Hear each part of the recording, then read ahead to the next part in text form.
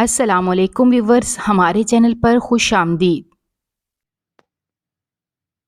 वो इस वक्त लॉन में तन्हा बैठी हुई थी। फायजा थोड़ी देर पहले ही कमरे में रजिस्टर उठाने के लिए गई थी। अचानक ही ताबीर को महसूस हुआ कि कोई उसके सर के ऊपर आकर खड़ा हो गया है। उसने गर्दन उठाकर देखा तो पीछे ही अरसलान खान खड़ा था, जो अपने खूनखार नज़रों से उसे देख रहा था। उसको देखकर ताबीर का दिल तेजी से धड़का। न जाने क्यों इस इंसान को देखकर उसे हमेशा ही खौफ महसूस होता था। वो सहम गई और दोबारा से अपने रजिस्टर पर झुक गई। वो भी थोड़े ही फासले पर बैठ गया। इसी वजह से ही वो यहाँ पर नहीं आती थी। उसे फायजा का ये भाई बहुत बुरा लगता था। न जाने क्यों उसे देखकर उसे बहुत चिढ़ होती थी। क्या पढ़ रही हो? उसके सवाल को जानबूझकर ताबीर ने नज़रअंदाज किया और अपने रजिस्टर पर ही सवालात हल करने लगी। ये सब देखकर अरसलान का दिमाग गुस्से से घूम गया। एक लम्हे की देरी किए बगैर उसने ताबीर के हाथ से पेन खींचा और उसकी आंखों में देखते हुए रोब से बोला, मैं तुमसे सवाल कर रहा हूँ। क्या तुम्हें तुम्हारे बड़ों ने तमीज़ नहीं सिखाई कि जब कोई सवाल करता है तो उसका जवाब देते हैं? मैं हर किसी के सवाल का जवाब देना ज़रूरी नहीं समझती, उसने खुद को मजबूत करते हुए जवाब दिया। लेकिन उसका दिल किसी सूखे पत्ते की मानद लरस रहा था। उस इंसान में एक अजीब सी वहशत थी जो उसे महसूस होती थी, और उसे देखकर वो हमेशा यही कोशिश करती थी कि वो अरसलान खान से 100 फुट की दूरी पर ही रहे। शायद तुम बोल रही हो कि इस वक्त तुम मेरे घर में बैठी हुई हो। अब की बार उसकी आवाज़ थोड़ी सी ऊंची हो गई थी।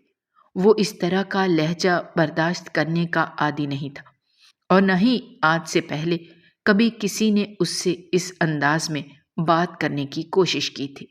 और आप भी तमाम आदाब को भूल चुके हैं। लगता है किसी ने आपको ये तमीज़ नहीं सिखाई कि घर में आए हुए मेहमान के साथ इस तरह की बातें करना मेज़बान को ज़ेब नहीं देता। अगर आपको मेरा अपने घर में आना इतना बड़ा मसला लगता है तो अपनी बहन को समझाएं। मैं यहाँ पर उसके साथ पढ़ने के लिए आती हूँ। हमारे पेपर्स होने वाले हैं। मुझे यकीन है कि इस बात के बारे में आपको पता होगा। मगर अगर आपको ये अच्छा नहीं लगता कि मैं यहाँ पर आकर आपकी बहन को पढ़ाऊँ, तो काइंडली आप उसे ही समझा दें, क्योंकि मुझे भी रोज़ यहाँ पे आने का कोई शौक नहीं है। ये कहकर वो दोबारा से अपने काम की तरफ मतवज्जो हो गई, जबकि वो दांत पीस कर रह गया। ना जाने ये लड़की खुद को क्या समझती है। वो दिल ही दिल में सोचने लगा, इसे तो मैं अच्छा सबक सिखाऊंगा कि सारी जिंदगी याद रखेगी।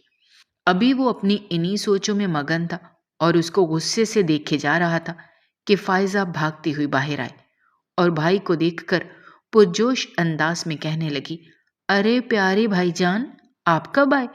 आपको पता है मैंने आपको कितना याद किया। दरअसल वो कुछ दिन पहले ही ड्यूटी के सिलसिले में दूसरे शहर गया हुआ था। थोड़ी देर पहले ही उसकी वापसी हुई थी। जब उसने लॉन में उस मासूम सी लड़की को बैठे हुए देखा तो अंदर जाने के बजाय सबसे पहले उसी के पास चला आया। वो उसके साथ बैठकर थोड़ी देर के लिए खुशगवार अंदाज में गुफ्तगू करना चाहता था, मगर ये लड़की उसे लिफ्ट देने के लिए तैयार ही नहीं थी। और ये बात अब उससे हजम नहीं हो रही थी, क्योंकि अरसलान खान का शुमार ऐसे लोगों में होता था जो हर किसी की जान था और जिसके साथ बात करने के लिए लोग तरसते थे, मगर वो था कि किसी पर भी नजर करम नहीं करता था। एक इस लड़की पर ही इसका दिल आया था, मगर ये लड़की भी उसे किसी खातिर में नहीं ला रही थी। बहन को देखकर वो भी खुशी से उठ खड़ा हुआ और उसके सर पर हाथ फेरते हुए कहने लगा, बस थोड़ी देर पहले ही वापस आया हूँ। तुम्हारी दोस्त को यहाँ पर बैठे हुए देखा, मुझे लगा तुम भी यहीं पर हो मौजूद होगी, इसलिए पहले यहाँ पर ही आ गया। ताबीर को देखकर फायजा शरारती अंदाज में मुस्कुराई, मगर वो बोली कुछ भी नहीं। खैर वो कोई छोटी बच्ची नहीं थी जो अपने भाई की दिलचस्पी महसूस ना करती। वो अच्छे तरीके से जानती थी कि अरसलान खान ताबीर में दिलचस्पी ले रहा है, मगर वो ये भी जानती थी कि वो कभी भी इस बात का इकरार नहीं करेगा। यहाँ तक कि वो शादी तो कर लेगा, لیکن کبھی بھی اپنی محبت کا اظہار نہیں کرے گا، کیونکہ اسے یہ سب کرنا آتا ہی نہیں تھا۔ ایک نظر تعبیر کو دیکھنے کے بعد وہ تیزی سے کمرے کے اندر چلا گیا، جہاں پر آمنہ بیگم اسے دیکھ کر خوشی سے چلا اٹھے اور باقی سب لوگ بھی اسے ملنے ملانے لگے۔ تم تو کہتی تھی کہ تم لوگوں کے بھائی بہت کم ہی گھر میں آتے ہیں، مگر پچھلے ایک ہفتے سے یہ یہاں کا 3 بار چکر لگا چکے ہیں۔ تعبیر کی بات سن کر اس نے بے ساختہ نظریں اٹھا کر اس کے چہرے کی طرف دیکھا اور پھر مسکراتے ہوئے پوچھنے لگی، کیا تمہیں بھائی کا یہاں پر آنا پسند نہیں ہے؟ وہ گڑبڑا گئی اور تیزی سے نفی میں سر ہلاتے ہوئے بولی، میں کون ہوتی ہوں ناپسند کرنے والی؟ میں کون سا اس گھر کی فرد ہوں؟ یہ ان کا اپنا گھر ہے، وہ جب دل چاہے یہاں پر آئیں۔ بھائی تمہیں پریشان تو نہیں کرتے؟ ابھی تھوڑی دیر پہلے بھی میں دیکھ رہی تھی کہ تم چہرے سے ٹینشن میں نظر آ رہی تھی، فائزہ نے اس سے پوچھا، تو وہ تیزی سے نفی میں سر ہلاتے ہوئے کہنے لگی، نہیں، ایسی کوئی بات نہیں ہے، میں ٹھیک ہوں، بس میں اب تمہیں کہہ رہی تھی کہ مزید میں یہاں پر نہیں آ سکتی، میرے گھر والے مجھے اجازت نہیں دیتے۔ تمہیں پتہ ہے کہ اماں کو یہ سب کچھ اچھا نہیں لگتا، انہوں نے مجھے کہا ہے کہ میں تمہیں اپنے گھر بلا لیا کروں، اور جہاں تک مجھے لگتا ہے تمہیں کوئی مسئلہ بھی نہیں ہوگا، گھر میں 3 گاڑیاں کھڑی ہیں اور ڈرائیور بھی موجود ہیں، تم تو کسی بھی وقت آ سکتی ہو۔ یار تمہاری ساری باتیں ٹھیک ہیں، لیکن تمہیں پتہ ہے کہ مجھے اس لان کے علاوہ کہیں اور بیٹھ کر پڑھنے کا دل ہی نہیں کرتا، فائزہ نے چھوٹا سا منہ بناتے ہوئے کہا، اور پھر اس کی منتیں کرتے ہوئے کہنے لگی، صرف اور صرف اس بار مجھے پیپرز میں پاس کروا دو، میں تم سے وعدہ کرتی ہوں دوبارہ کبھی بھی تمہیں پریشان نہیں کروں گی، بلکہ اگلے سال خود پڑھ کر پاس ہوں گی۔ ان دونوں کی دوستی کالج کے پہلے سال ہی ہو گئی تھی۔ دراصل تعبیر اپنے کام سے کام رکھنے والی لڑکی تھی، جبکہ فائزہ بہت زیادہ چلبلی اور شرارتی تھی۔ ان کے دوستوں میں اس وجہ سے ہوئی کیونکہ فائزہ کو ایک ایسی لڑکی چاہیے تھی جو خاموشی سے اس کی باتیں سنتی رہے۔ تعبیر بیچاری نہ زیادہ بولتی تھی اور نہ ہی کسی معاملے میں دخل اندازی کرتی تھی۔ اگر یہ کہا جائے کہ اسے کسی چیز سے کوئی دلچسپی ہی نہیں تھی تو اس میں بھی کچھ غلط نہیں ہوگا۔ فائزہ اس سے دنیا جہان کی باتیں کرتی تھی اور وہ صرف ہوں ہاں میں جواب دے دیتی تھی۔ جہاں تک پڑھائی کا سوال تھا تو وہ پڑھائی کے معاملے میں بہت ہی قابل تھی، ہمیشہ ہی ٹاپ کرتی تھی۔ بہت جلدی اس کا CSS دے کر DSP بننے کا شوق تھا، کیونکہ وہ ملک میں بڑھتے ہوئے جرائم کو دیکھ کر ہمیشہ ہی پریشان ہوتی تھی۔ اس کا بس نہیں چلتا تھا کہ وہ مجرموں کو گریبان سے پکڑ کر ہمیشہ ہمیشہ کے لیے جیل میں پھینک دے یا پھر انہیں اس فانی دنیا سے رخصت کروا دے۔ ارسلان خان سے بھی اسے اسی وجہ سے نفرت تھی، کیونکہ اس نے بہت سے لوگوں سے سن رکھا تھا کہ وہ غیر قانونی سرگرمیوں میں ملوث ہے اور اس کا تعلق ایک بہت بڑے گینگ کے ساتھ ہے۔ یہ ساری باتیں اسے اس کے چچا زاد بھائی نے ہی بتائی تھیں، جو کسی حد تک اس کی ذات میں دلچسپی لیتا تھا۔ جب تعبیر گھر کے اندر داخل ہوئی تو ہمیشہ کی طرح اماں ابا لڑائی جھگڑا کر رہے تھے۔ اس نے گہری سانس لی، کمرے کے اندر جانے ہی لگی تھی کہ ابا کی بات پر رک گئے۔ وہ نفرت سے اس کے وجود کی طرف دیکھتے ہوئے کہنے لگے، تمہاری بیٹی اب کچھ زیادہ ہی جوان ہو رہی ہے، اس کو لگام ڈالو، کہیں ایسا نہ ہو یہ ہمارے ہاتھوں سے نکل جائے۔ اس نے ایک گہری سانس لی اور ایک نظر اپنے باپ پر ڈالی جو کہ شرابی تھا۔ گھر کی تمام چیزیں اس کا باپ بیچ چکا تھا اور اب یہ چاہ رہا تھا کہ اس کی شادی کسی امیر بوڑھے شخص سے کروا دے تاکہ اس کے ہاتھ میں بھی اچھے خاصے پیسے آ جائیں۔ اس نے اپنی بیٹی سے بات کی تو تعبیر نے صاف صاف انکار کر دیا کہ میں کبھی بھی قربانی کا بکرا نہیں بنوں گی۔ اگر آپ کو اتنا ہی پیسے کمانے کا شوق ہے تو خود سے محنت کر کے کمائیں۔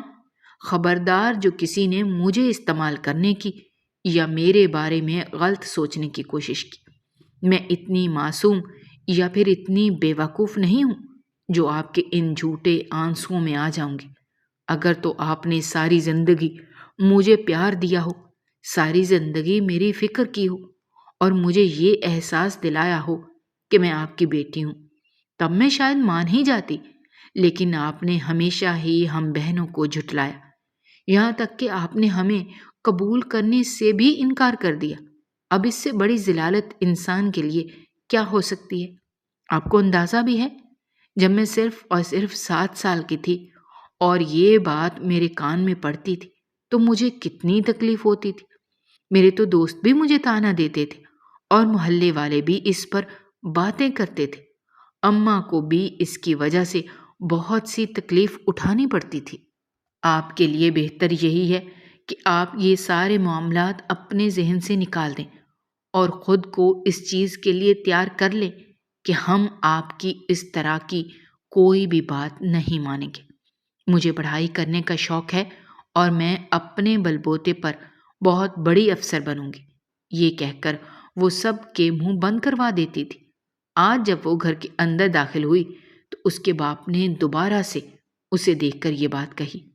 نہ چاہتے ہوئے بھی وہ ان کے پاس چلی گئی اور قریب ہی چارپائی پر بیٹھتے ہوئے کہنے لگی، ابا جان، مجھے بتائیں کہ آخر ہم نے آپ کے ساتھ کون سی زیادتی کی ہے جو آپ ہمیں ذہنی تکلیف دیتے ہیں؟ تم لوگ اس قابل ہی نہیں ہو کہ تم لوگوں کو پیار دیا جائے۔ کاش تم لوگوں کی جگہ میرے بیٹے ہوتے جو میرا سہارا بنتے، مگر تم لوگ میری کسی کام کی نہیں ہو۔ میرے کندھوں پر بوجھ کے علاوہ تم لوگوں کی حیثیت اور کوئی بھی نہیں ہے۔ باپ کی بات سن کر اس نے تکلیف سے اپنی آنکھیں بند کر لیں اور روتے ہوئے کہنے لگی، کاش آپ ایک بار ہمیں قبول کر کے دیکھیں۔ آپ کو اندازہ بھی ہے کہ آپ کی اس چھوٹی سی حرکت کی وجہ سے آپ کی بیٹیاں کس قدر خوش ہو جائیں گی، اور آپ کو پتہ ہے جب بیٹیاں باپ سے خوش ہوتی ہیں تو اللہ تعالیٰ باپ کے رزق میں برکت ڈالتا ہے۔ مگر اب آپ کو برکت کی کہاں پرواہ ہوگی؟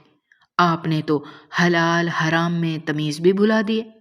آپ کو تو صرف اور صرف پیسے چاہیے، کسی بھی طرح سے کمائیں۔ آپ کو کہاں اس چیز سے فرق پڑتا ہے؟ اس سے پہلے کہ وہ مزید کچھ کہتی، وہ جلدی سے اپنی جگہ پر اٹھے اور قریب پڑی ہوئی لاٹھی اٹھا کر اسے بری طرح سے پیٹنے لگے۔ وہ خود کو چھڑوانے کی کوششیں کر رہی تھی، مگر جنید صاحب تھے جو اسے مارے چلے جا رہے تھے۔ اچانک ہی گھر کا دروازہ ایک زوردار آواز سے کھلا اور ارسلان گھر کے اندر داخل ہوا۔ اس نے ہاتھ میں رجسٹر اٹھا رکھا تھا۔ وہ یہ تعبیر کو دینے کے لیے آیا تھا۔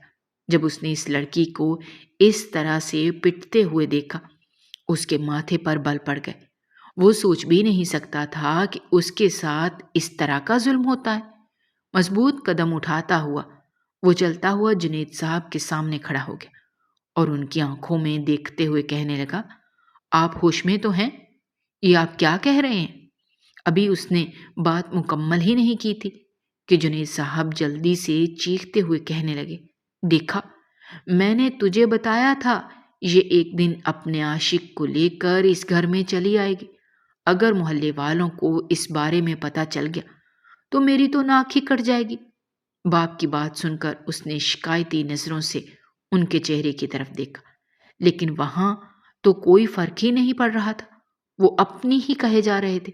فوزیہ خاتون جو کہ دیوار پر ہی کھڑی تھوڑی دیر پہلے یہ تماشا دیکھ رہی تھی، جب انہوں نے جنید صاحب کو یہ بات کہتے ہوئے سنا تو وہ جلدی سے واپس ہو گئیں تاکہ پورے محلے میں اعلان کر سکیں۔ اب شام تک یہ بات مشہور ہو جانی تھی۔ تعبیر جلدی سے ارسلان کی طرف پلٹی اور اس کی آنکھوں میں دیکھتے ہوئے غصے سے کہنے لگی، آپ کیا سوچ کر میرے گھر میں آئے ہیں؟ کیا میرا تماشا بنانا چاہتے ہیں؟ وہ تیزی سے نفی میں سر ہلانے لگا۔ میں تو تمہیں یہ رجسٹر واپس کرنے آیا تھا، لیکن میں نہیں جانتا تھا کہ میری وجہ سے تمہیں اتنی مشکل اٹھانی پڑے گی۔ آپ بہت اچھی طرح سے جانتے ہیں آپ نے جان بوجھ کر یہ سب کچھ کیا ہے، اس نے روتے ہوئے کہا، اور جس طرح غصے سے اس کے ہاتھ سے لے کر اسے کہنے لگی، ابھی اور اسی وقت یہاں سے چلے جائیں، ورنہ مجھ سے برا کوئی بھی نہیں ہوگا۔ وہ پہلے ہی بہت تکلیف میں تھی اور اب دوبارہ سے ایک نیا تماشا شروع ہونے جا رہا تھا۔ اسے سمجھ نہیں آ رہا تھا کہ وہ کیا کرے۔ ارسلان بہت ہی تحمل سے یہ سب کچھ برداشت کر رہا تھا۔ رجسٹر غصے سے اس کے حوالے کرنے کے بعد وہ تیزی سے گھر سے باہر نکل آیا۔ اسی وقت ہی اس نے اپنے گارڈ کو کال کی اور اسے اس گھر کے بارے میں بتا دیا۔ تھوڑی دیر پہلے تک جو شخص اس کی محبوبہ پر ہاتھ اٹھا رہا تھا، اس نے فیصلہ کیا تھا کہ کیوں نہ اس شخص کو غائب کر کے اسے سبق سکھایا جائے۔ ویسے بھی اسے ٹیڑھے لوگوں کو سیدھا کرنے میں بہت مزہ آتا تھا، لیکن جس طرح سوال بھی اس کے ہونے والے سسر صاحب کا تھا، اسی وجہ سے اس نے بہت ہی احتیاط سے اور پھونک پھونک کر قدم رکھنا تھا۔ دوسری طرف جنید صاحب ہتھے سے ہی اکڑ گئے تھے۔ انہیں تو جیسے موقع مل گیا تھا کہ وہ اپنی منمانی کریں۔ غصے سے کہنے لگے، یا تو اس لڑکے کو کہو کہ وہ تمہارے لیے رشتہ لے کر آئے، یا پھر میں آج ہی تمہارا نکاح کر دیتا ہوں۔ اب اس کے علاوہ دوسرا کوئی فیصلہ نہیں ہوگا۔ یہ کہہ کر وہ تیزی سے اٹھے اور گھر سے باہر نکل گئے۔ وہ روتے ہوئے اپنی ماں کی طرف بڑھی، لیکن آمنہ بیگم نے بھی ہاتھ اٹھا کر اسے رکنے کا اشارہ کیا اور غصے سے اس کے چہرے کی طرف دیکھتے ہوئے کہنے لگیں، میں نے تمہیں کتنی بار سمجھایا ہے کہ اس طرح کی کوئی بھی نادانی نہ کرنا، لیکن تمہیں میری کہی ہوئی بات سمجھ میں نہیں آئی۔ ابھی تمہارے ساتھ جو کچھ بھی ہوگا یہ تمہاری اپنی غلطی کی وجہ سے ہوگا۔ اب میں تمہارے لیے کچھ بھی نہیں کر سکتی۔ تمہارے باپ کو تو صرف اور صرف ایک موقع چاہیے تھا، وہ کسی طرح سے تمہیں اس بوڑھے شخص کے حوالے کر سکے۔ اب تو انہیں یہ موقع بھی تم نے اپنے ہاتھوں سے دے دیا ہے۔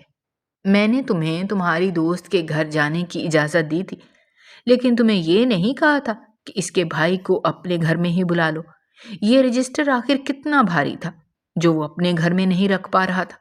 انہیں اب رہ رہ کر اپنے نن کی فکر ہو رہی تھی، کیونکہ تعبیر کی پھپھو بہت ہی فسادی عورت تھی۔ تھوڑی دیر پہلے ہی انہوں نے یہاں آ کر تماشا لگایا تھا، کیونکہ تعبیر نے ان کے بیٹے سے شادی کرنے سے انکار کیا تھا، اور یہ بات انہیں ہضم نہیں ہو رہی تھی۔ وہ اپنے بیٹے کو بہت ہی خاص سمجھتی تھی۔ وہ یہ سوچتی تھی کہ ان کے بیٹے کو سرخاب کے پر لگے ہوئے ہیں، حالانکہ وہ کسی کام کا نہیں تھا، نہ تو اس میں کوئی خوبی تھی اور نہ ہی وہ محنت مشقت کرتا تھا۔ پڑھائی اس نے 10ویں کے بعد بالکل چھوڑ دی تھی۔ سارا وقت ہی وہ کمرے میں لیٹا رہتا تھا اور گیمیں کھیلتا رہتا تھا۔ اس کے علاوہ اسے جیسے کسی چیز سے کوئی لگاؤ ہی نہیں تھا۔ باپ سرکاری نوکر تھا، جو کماتا تھا وہ اپنے باپ کے پیسوں پر عیاشی کرتا تھا۔ تعبیر کو اس طرح کے لوگوں سے بہت نفرت تھی۔ وہ ان جیسے لوگوں کو نظر اٹھا کر بھی دیکھنا پسند نہیں کرتی تھی۔ اس سے شادی کرنا تو دور کی بات، یہی ساری باتیں جب اس نے پھپھو کو بتائیں تو وہ بھی غصہ کرنے لگی، مگر تعبیر کو تو جیسے کسی چیز سے کوئی فرق ہی نہیں پڑتا تھا۔ اسے اپنی زندگی سنوارنی تھی، ان لوگوں کے ہاتھوں برباد نہیں کرنی تھی۔ شام کا وقت تھا، وہ صحن میں بیٹھی ہوئی تھی۔ اس کی آنکھوں سے تیزی سے آنسو بہہ رہے تھے۔ اس کے باپ نے اس کا گھر سے نکلنا بند کر دیا تھا اور اس کی ماں کو بھی دھمکی دی تھی کہ اگر تم نے اپنی بیٹی کو گھر سے بھگانے کی کوشش کی تو میں تمہیں طلاق دے دوں گا۔ اس عمر میں اب وہ اتنا بڑا صدمہ سہنے کی پوزیشن میں نہیں تھی۔ بیٹی نے بھی انہیں مجبور کر دیا تھا۔ انہوں نے اسے بہت بار سمجھایا تھا، مگر ارسلان خان کی وجہ سے سب کچھ تباہ ہو گیا تھا۔ اسے اس پر بہت غصہ آ رہا تھا۔ اس کا بس نہیں چل رہا تھا کہ وہ اسے اٹھا کر کسی ایسی جگہ پھینک دے جہاں سے اس کی واپسی ہمیشہ ہمیشہ کے لیے ناممکن ہو جائے۔ اسے وہاں پر بیٹھے ہوئے تھوڑی ہی دیر گزری تھی کہ دروازے پر دستک ہوئی۔ اس کی آنکھوں سے تیزی سے آنسو بہنے لگے، کیونکہ باہر سے بہت سے لوگوں کی باتیں کرنے کی آوازیں آ رہی تھیں۔ اسے اندازہ ہو گیا تھا کہ وہ بوڑھا آدمی نکاح کرنے کے لیے لوگوں کو اپنے ساتھ لے آیا ہے۔ وہ خوفزدہ نظروں سے اپنی ماں کی طرف دیکھنے لگی، لیکن آمنہ بیگم نے اس سے چہرہ پھیر لیا، کیونکہ اب یہاں پر سوال ان کی اپنی عزت کا بھی آ گیا تھا۔ اس عمر میں اگر وہ طلاق لے کر چلی جاتی تو سب لوگ ہی ان کا مذاق بناتے۔ وہ اپنے شوہر کی فطرت کے بارے میں بھی بہت اچھے طریقے سے جانتی تھی۔ انہیں پتا تھا کہ جب جنید صاحب کوئی بات کہہ دیتے ہیں تو وہ ہر حال میں اسے پورا کر کے ہی دکھاتے ہیں، چاہے کچھ بھی ہو جائے، اور وہ اسی وجہ سے بہت زیادہ ڈری ہوئی تھی۔ اپنی بیٹی کے کندھے پر تھوڑی دیر کے بعد انہوں نے ہاتھ رکھا۔ اور اسے تسلی دیتے ہوئے کہنے لگیں، فکر مت کرو، تمہارے لیے اللہ تعالیٰ ضرور بہتری کریں گے، تم بس صرف اور صرف اپنے رب سے دعا کرو، مجھے یقین ہے کہ وہ تمہاری دعا ضرور سنیں گے۔ اس کی آنکھوں سے آنسو تیزی سے بہہ رہے تھے۔ اس کی بڑی بہن بھی گھر واپس آ چکی تھی۔ اس کی شادی بھی ایک بڑی عمر کے آدمی کے ساتھ ہوئی تھی، جس نے اس کے باپ کو ایک موٹی رقم دی تھی اور اس پر اب اپنا حق تسلیم کرنے لگا تھا۔ اس کی بہن کی اپنے گھر میں ذرا بھی عزت نہیں تھی۔ سونیا کو کوئی کسی خاطر میں نہیں رکھتا تھا۔ اگر وہ اپنا کوئی مشورہ دینا چاہتی تھی تو سب لوگ اس کو یہ کہہ کر چپ کروا دیتے تھے کہ تم تو خاموشی ہو جاؤ، تمہیں تو ہم پیسے دے کر یہاں پر لائے ہیں، تمہاری کوئی حیثیت ہی نہیں ہے۔ وہ رونے کے علاوہ اور کچھ بھی نہیں کر سکتی تھی۔ جب بھی وہ واپس آتی تھی تو تعبیر کے پاس بیٹھ کر شکایتیں کرتی اور اپنا دل ہلکا کر لیتی تھی۔ اس نے تعبیر کو یہی کہا تھا کہ تم کچھ بھی ہو جائے کبھی بھی اپنی زندگی برباد نہ کرنا اور نہ ہی کبھی اپنے باپ کی دھمکیوں میں آنا۔ وہ ایک بہت ہی ظالم انسان ہے جسے ہماری ذات سے کوئی بھی دلچسپی نہیں ہے۔ وہ اپنی بہن کو تسلی دیتی تھی اور بولتی تھی کہ کوئی بھی میرے ساتھ زیادتی نہیں کر سکتا، میں پڑھی لکھی ہوں اور اپنے حق کے لیے آواز اٹھانا جانتی ہوں، مگر آج سب کچھ اتنا اچانک ہو گیا تھا کہ وہ کچھ بھی سوچ سمجھ نہیں پائی تھی۔ رونے کے علاوہ آج وہ کچھ بھی نہیں کر پا رہی تھی۔ آج اس کے سارے دعوے دھرے کے دھرے رہ گئے تھے۔ وہ اپنی بہن سے بھی نظر نہیں ملا پا رہی تھی۔ سونیا نے اسے سینے سے لگا لیا اور اسے تسلی دیتے ہوئے بولی، فکر مت کرو، سب کچھ ٹھیک ہو جائے گا، ہو سکتا ہے کہ یہ آدمی تمہارے لیے اچھا ثابت ہو جائے۔ بہن کی بات سن کر اس نے شکایتی نظروں سے اس کے چہرے کی طرف دیکھا۔ کیا تم اپنا حال بھول چکے ہو؟ تم بھی تو خوبصورت تھی، آخر تم میں کس چیز کی کمی تھی؟ لیکن اس کے باوجود بھی تمہارے شوہر نے کبھی بھی تمہاری قدر نہیں کی، کیونکہ اس کے چھوٹے سے دماغ میں صرف ایک ہی چیز بیٹھی ہوئی ہے کہ وہ تمہیں خرید کر لایا ہے اور وہ تمہارے ساتھ جیسا چاہے ویسا سلوک کر سکتا ہے۔ اس کے علاوہ وہ کچھ بھی نہیں سوچتا اور نہ ہی کبھی سوچ سکتا ہے۔ اور میری باری میں تم مجھے تسلی دے رہی ہو کہ میرا شوہر ایسا نہیں سوچے گا؟ اگر یہ بات ہے تو یہ صرف اور صرف تمہاری غلط فہمی ہے۔ تھوڑی ہی دیر کے بعد وہ سارے لوگ اندر آ چکے تھے۔ سونیا نے اسے کرسی پر بٹھایا ہوا تھا اور اس کا میک اپ کر رہی تھی۔ تھوڑی ہی دیر کے بعد آمنہ بیگم کمرے کے اندر داخل ہوئیں تو وہ چہرے سے تھوڑی سی پریشان نظر آ رہی تھی۔ جب انہوں نے ماں سے پوچھا تو وہ تشویش زدہ انداز میں کہنے لگیں، تم لوگوں کے بابا مجھے کہیں بھی نظر نہیں آ رہے، حالانکہ انہیں تو یہاں پر سب سے پہلے آنا چاہیے تھا۔ ماں کی بات سن کر وہ جلدی سے اپنی جگہ پر اٹھ بیٹھی اور پرجوش انداز میں کہنے لگی، اگر بابا نہیں ہے تو اس کا مطلب ہے کہ میری شادی نہیں ہوگی۔ ارے ایسے کیسے تمہاری شادی نہیں ہوگی؟ تمہارا باپ یہ ذمہ داری میرے حوالے کر کے گیا تھا۔ اسی وقت ہی پھپھو جان کمرے کے اندر داخل ہوئیں اور انہوں نے سینہ تان کر یہ بات کہی۔ اس نے ایک نفرت بھری نگاہ ان پر ڈالی اور ان کی آنکھوں میں دیکھتے ہوئے کہنے لگی، آپ کے لیے تو بہتر یہی ہے کہ آپ اپنے گھر کی طرف توجہ دیں۔ آپ سے اپنی بہو تو سنبھالی نہیں جا رہی، ہمارے گھر کے معاملات میں دخل اندازی کرنے کے لیے آ گئی ہیں۔ تھوڑی ہی دیر کے بعد دوبارہ سے شور اٹھ کھڑا ہوا۔ تمام مہمانوں میں ہلچل مچ گئی تھی۔ جب وہ لوگ باہر گئے تو سامنے کا منظر دیکھ کر چند لمحوں کے لیے تو تعبیر کو اپنی آنکھوں پر یقین ہی نہیں آیا۔ وہاں پر ارسلان خان موجود تھا، جو کہ صوفے پر بیٹھا ہوا تھا۔ اس نے ٹانگ پر ٹانگ رکھی ہوئی تھی، چشمہ ہمیشہ کی طرح پہنا ہوا تھا۔ وہ اس وقت بہت ہی وجیحہ اور خوبصورت لگ رہا تھا، لیکن تعبیر کو اسے دیکھ کر بہت غصہ آ رہا تھا۔ اس کی وجہ سے ہی تو اس کی زندگی برباد ہونے جا رہی تھی۔ وہ تعبیر کو دیکھ کر کھل کر مسکرا دیا اور پھر اس بوڑھے شخص کی طرف دیکھتے ہوئے کہنے لگا، آخر تمہاری ہمت بھی کیسے ہوئی میری ہونے والی دلہن کے گھر آنے کی؟ اس کی بات سن کر وہاں پر بیٹھے ہوئے سب مہمانوں کے منہ کھلے کے کھلے رہ گئے۔ کوئی بھی یہ توقع نہیں کر رہا تھا کہ یہ شخص وہاں پر تعبیر کے لیے آیا ہے۔ خود اس کا بھی یہی حال تھا۔ وہ خود سمجھ نہیں پا رہی تھی کہ آخر یہ انسان چاہتا کیا ہے؟ تم ہوش میں تو ہو؟ یہ تم کیا کہہ رہے ہو؟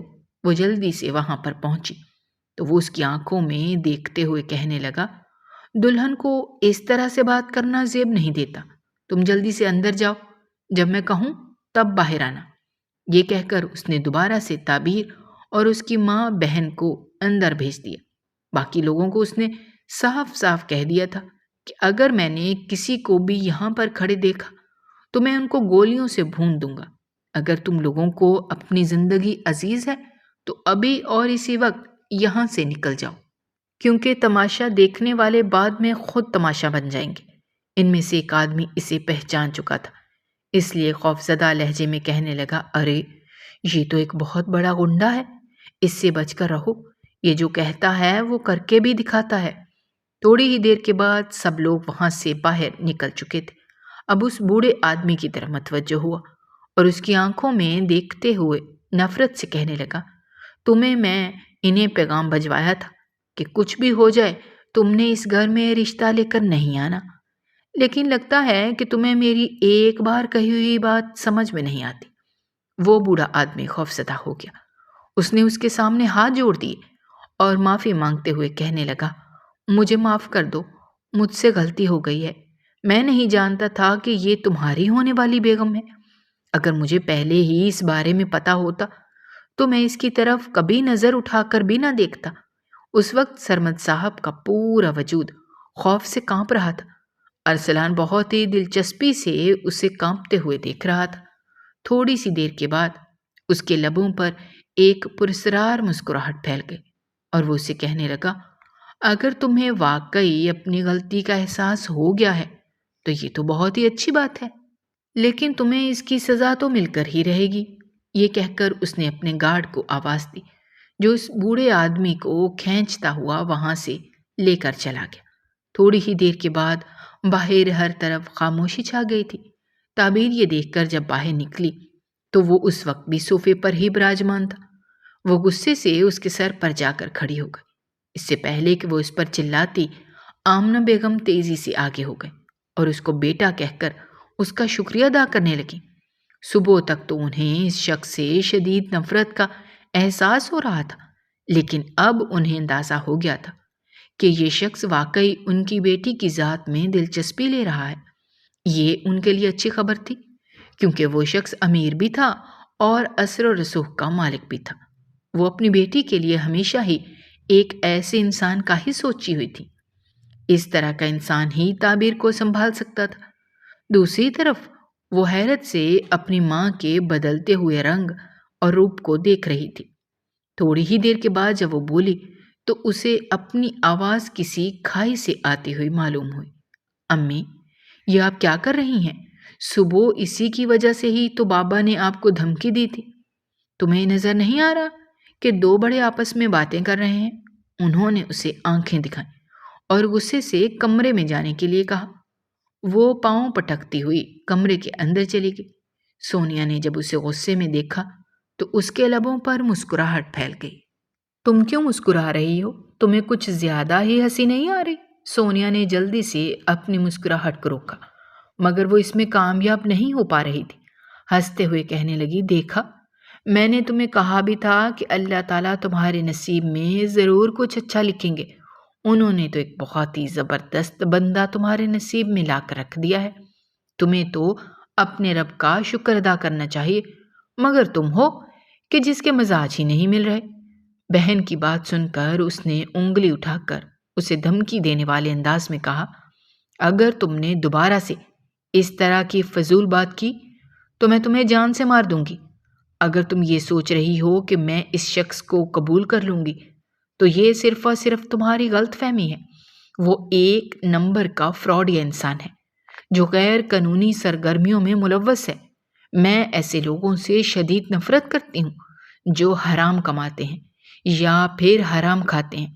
میں کیسے ایسے انسان کو اپنی زندگی میں شامل کر سکتی ہوں؟ اب کی بار غصے سے سونیا کے ماتھے پر بل پڑ گئے۔ وہ بہن کے بازو کو پکڑ کر اسے غصے سے ڈانٹتے ہوئے کہنے لگی، تم ہوش میں تو ہو؟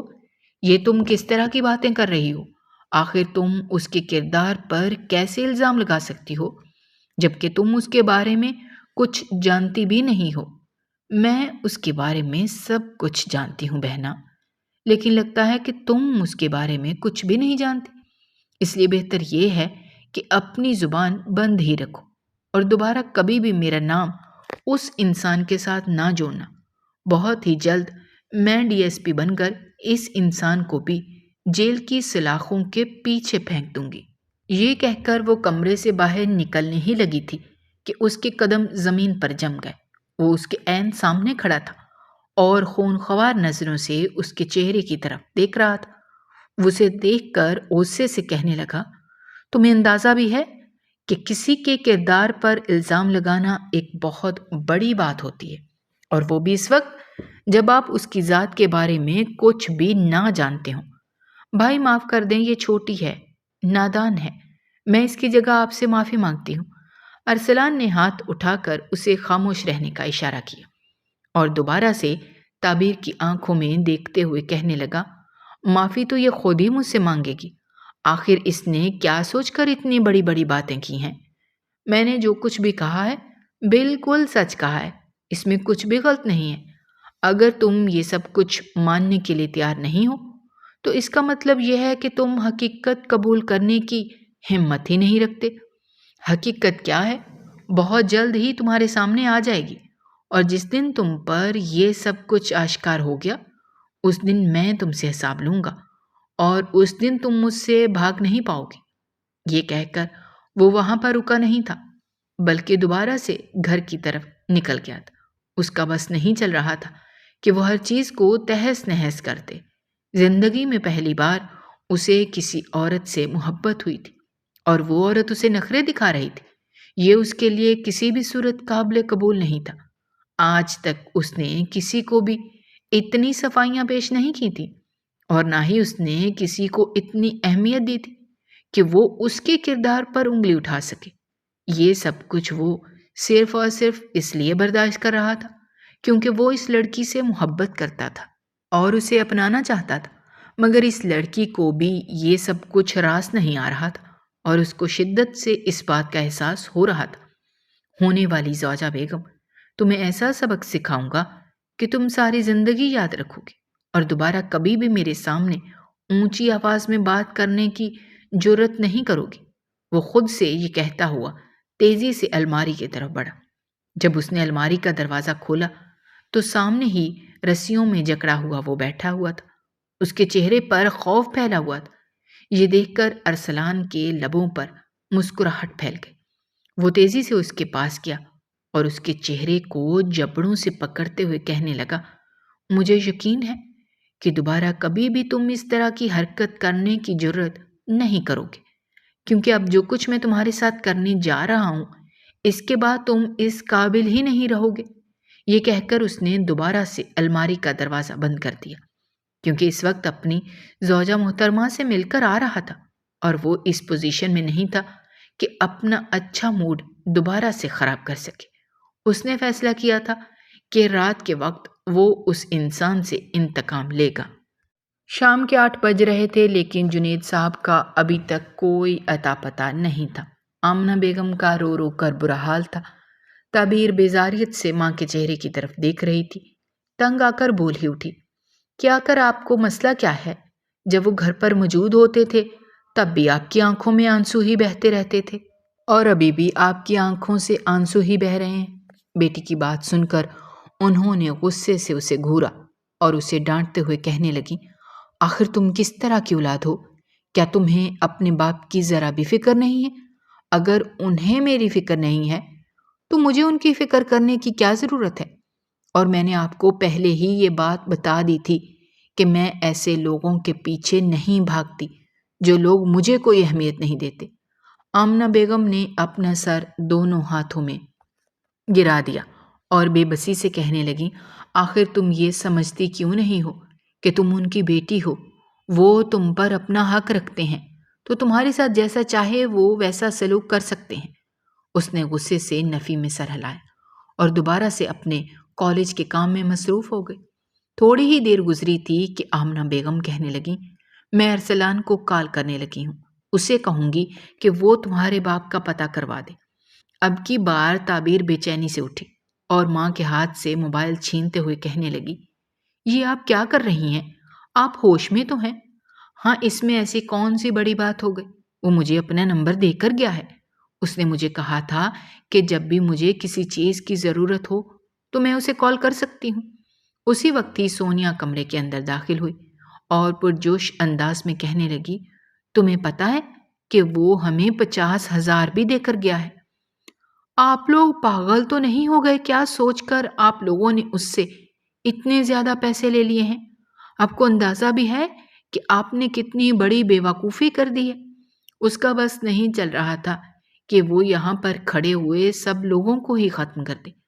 آمنہ بیگم نے لاپرواہی سے کہا، اتنی بڑی بات نہیں ہے جتنا بڑا تم تماشا لگا رہی ہو۔ اگر اس نے ہماری مدد کی ہے تو یہ اس کا ہم پر احسان ہے، اور ویسے بھی میں اسے اپنا بیٹا مان چکی ہوں۔ آپ کا کوئی بھی بیٹا نہیں ہے اور کسی دوسرے انسان کو اپنا بیٹا ماننے کی ضرورت بھی نہیں ہے۔ تعبیر نے غصے سے کہا تو وہ اس پر چلاتے ہوئے کہنے لگی، تم چھوٹی ہو تو چھوٹی ہی رہو، میری ماں بننے کی ضرورت نہیں ہے، اور یہ بھی بات یاد رکھو کہ میں تمہاری ماں ہوں۔ اس گھر میں وہی ہوگا جو میں چاہوں گی، اور کل تم فائزہ کے گھر دوبارہ سے پڑھنے کے لیے جا رہی ہو۔ ارسلان مجھے کہہ رہا تھا کہ اس کی بہن کی ریاضی بہت کمزور ہے۔ آخر تم کس طرح کی دوست ہو جو اپنی دوست کی مدد ہی نہیں کرتی؟ تعبیر نے بے اختیار ماں کے چہرے کی طرف دیکھا۔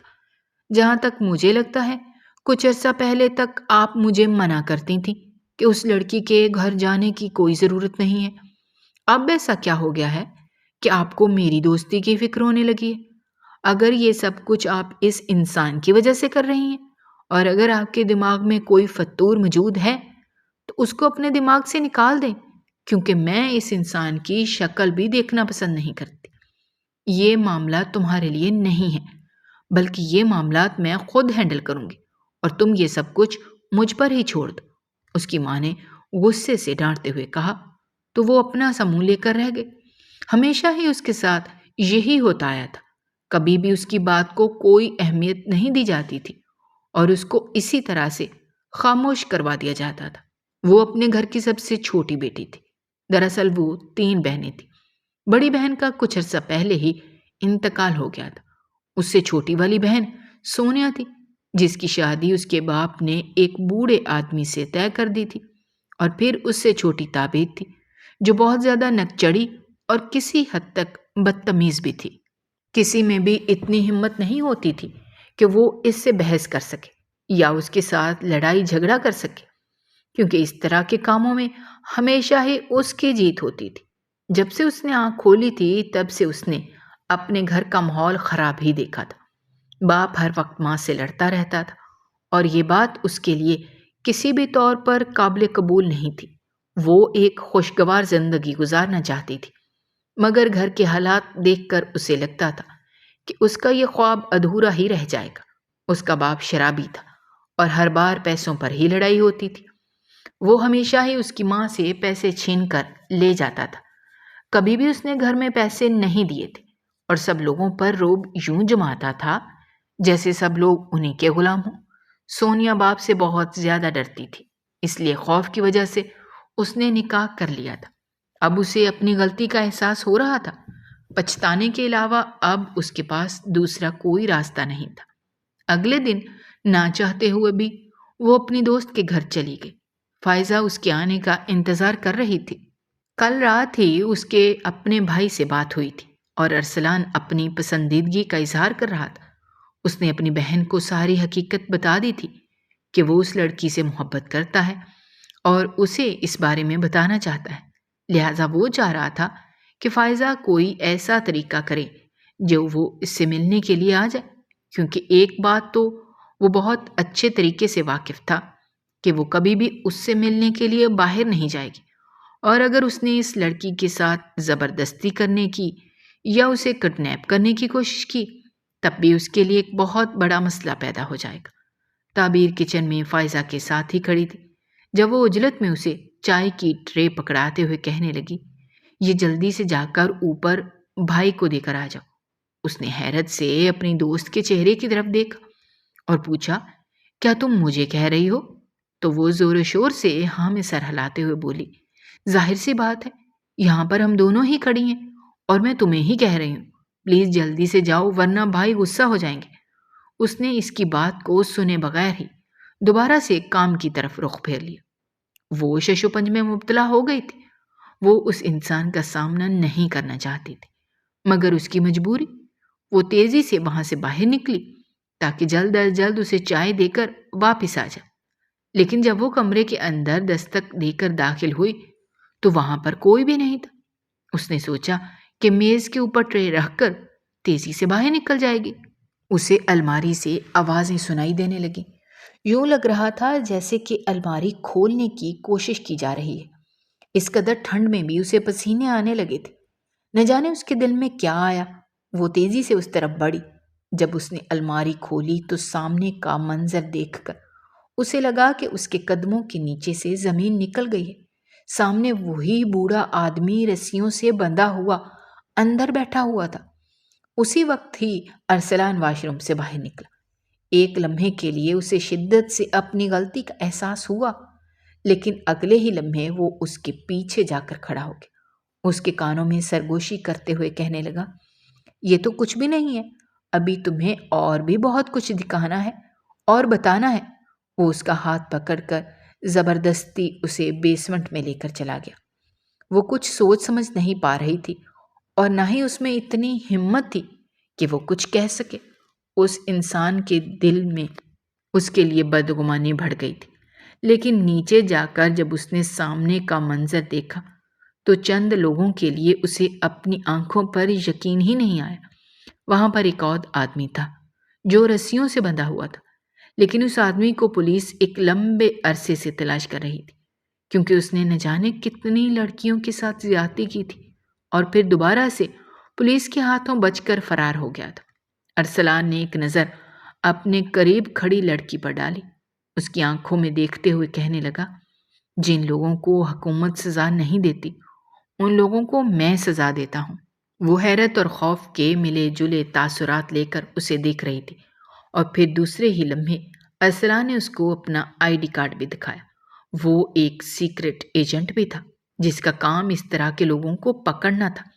تعبیر کے دل میں جتنی بھی غلط فہمیاں تھیں وہ دور ہو گئی تھیں، یعنی وہ جو کچھ بھی کر رہا تھا اپنی ایجنسی کی مرضی کے مطابق ہی کر رہا تھا، اور وہ اس طرح کے معاملات میں دخل اندازی کرنے کی ہمت بھی نہیں رکھتی تھی۔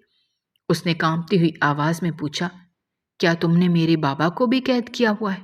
تو وہ تیزی سے نفی میں سر ہلاتے ہوئے کہنے لگا، ارے نہیں، میں اپنے سسر صاحب کے ساتھ ایسا کیسے کر سکتا ہوں؟ انہیں تو میں ایک بہت ہی اچھی جگہ پر رکھا ہوا ہے۔ دراصل وہ انہیں پہلی فرصت میں ہسپتال لے کر گیا تھا تاکہ ان کا علاج کروا سکے اور نشے جیسی بری لت سے ان کا پیچھا چھڑوا سکے۔ 1 ہی مہینے کے بعد وہ تمہارے پاس واپس آ جائیں گے اور تم یقین ہی نہیں کر پاؤ گی کہ یہ تمہارے بابا ہیں۔ چلو اب تو تمہاری ساری غلط فہمیاں دور ہو گئی ہیں، اب بھاگو یہاں سے۔ ایک لمحے کی دیری کیے بغیر وہ وہاں سے نکلی۔ کچھ ہی دنوں کے بعد اس کے گھر میں ارسلان کا رشتہ آ گیا تھا۔ اس کی ماں نے خوشی سے یہ رشتہ قبول کر لیا اور شادی کی تیاریاں ہونے لگیں۔ اس کی مہندی کا دن تھا، تب جنید صاحب دوبارہ سے گھر میں داخل ہوئے تھے، لیکن وہ پہچانے ہی نہیں جا رہے تھے۔ انہوں نے صاف ستھرا لباس پہنا ہوا تھا اور بہت ہی مہذب انداز میں سب سے باتیں کر رہے تھے۔ یہ سب کچھ ارسلان کی وجہ سے ہی ہوا تھا۔ اپنے بابا کو دیکھ کر اس کی آنکھوں میں آنسو آ گئے۔ انہوں نے زندگی میں پہلی بار اسے سینے سے لگایا تھا اور اسے پیار کیا تھا۔ اسے لگ رہا تھا کہ اس کے اندر جو کمی تھی وہ بھی پوری ہو گئی ہے۔ اسے اپنے باپ کی محبت مل گئی تھی اور اس کے علاوہ اسے کسی چیز کی تمنا بھی نہیں تھی۔ وہ اپنے رب کا جتنا بھی شکر ادا کرتی کم تھا۔ ارسلان سے شادی کر کے وہ بہت زیادہ خوش تھی۔ اس کی زندگی سنور گئی تھی۔ کچھ عرصے کے بعد اس نے اپنی تعلیم مکمل کر لی، لیکن وہ ڈی ایس پی نہیں بنی کیونکہ اس کے پیچھے بہت سی وجوہات تھیں۔ وہ ازدواجی زندگی میں شامل ہو چکی تھی اور نہیں چاہتی تھی کہ اس کی شادی شدہ زندگی میں کسی قسم کی کوئی مشکلات پیدا ہوں، کیونکہ بہت سی باتیں اسے جاننے کو ملی تھیں جن میں سے ایک یہ بھی تھی کہ یہ فیلڈ لڑکیوں کے لیے تھوڑی سی خطرناک ہے۔ اگر آپ کو ہماری کہانیاں پسند آ رہی ہیں تو ہمارے چینل کو سبسکرائب کیجیے، ویڈیوز پر کمنٹ کیجیے اور شیئر کیجیے۔ شکریہ۔